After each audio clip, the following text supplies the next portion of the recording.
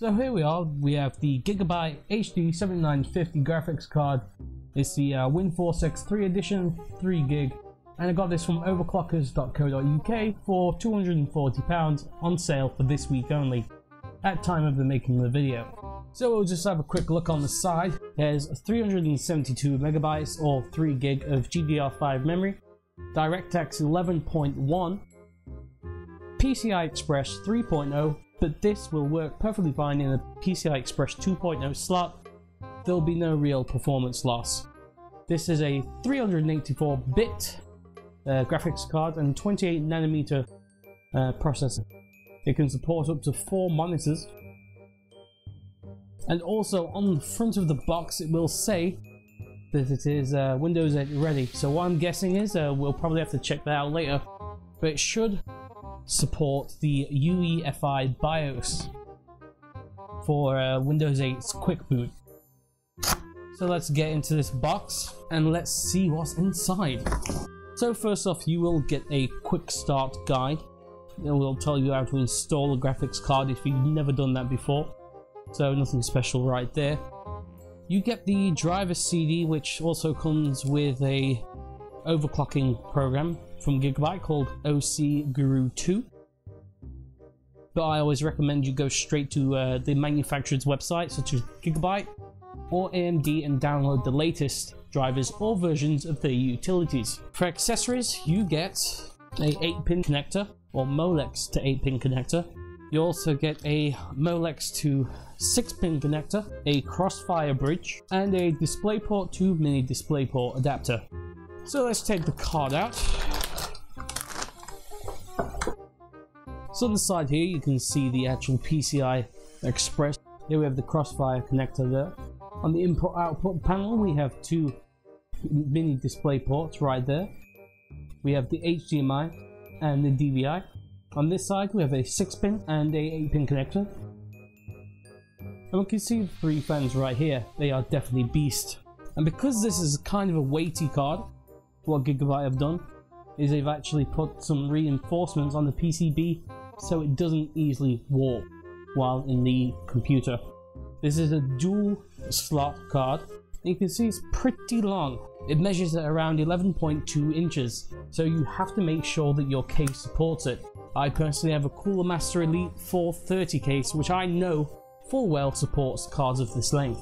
So let's pop this card into the case and we'll do some benchmarks. Now we'll just have a quick listen to the fan noise.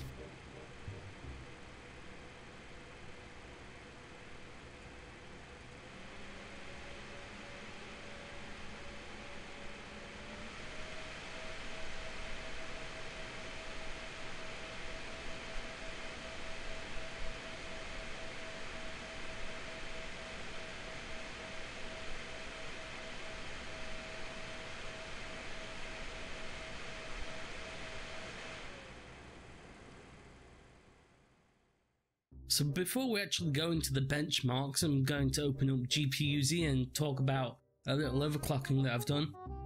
Out of the box, this comes with a GHz GPU core clock, so you may not need to overclock. This is 200 MHz over the reference design, which is 800 MHz.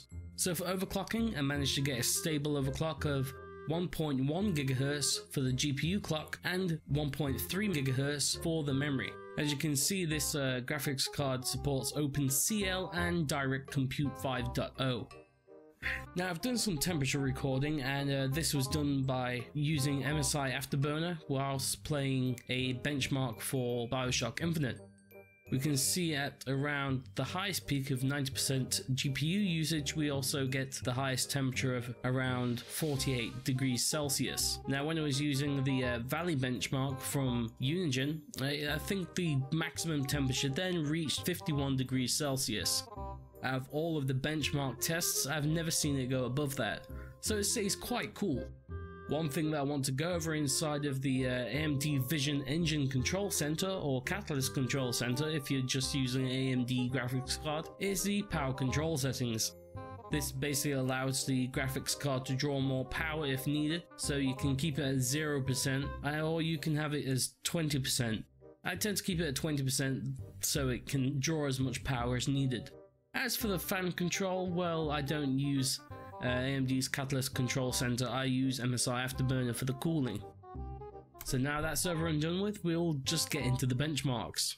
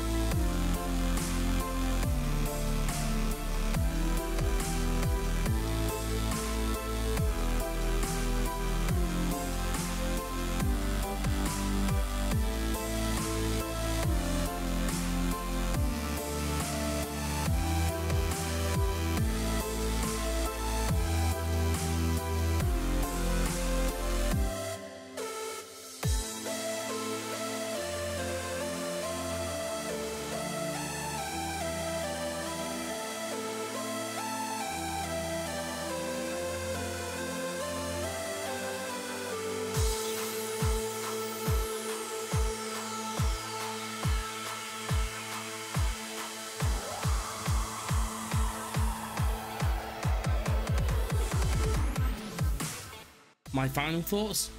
Something I forgot to mention earlier is that unfortunately the voltage is locked, at least in the revision I have, at 1.25 volts. With that aside, I'm very happy with the results at a low resolution of 1440 by 900 and high resolution in Infinity at 2880 by 900. Whether this is worth the usual retail price or not is a question that I can't answer, considering the alternatives out there such as a power cooler HD7950 with boost or a VTX 3D HD7950 OC. For the price I paid, and considering it came factory overclocked further than advertised, and it's staying a lot cooler than other cards I've had in the past, I can say that I'd happily recommend this card. Unfortunately, I wasn't able to test Crysis 3 in this video because I'm currently waiting for AMD to send me a key. A follow-up video will most likely come after this when the key gets emailed to me.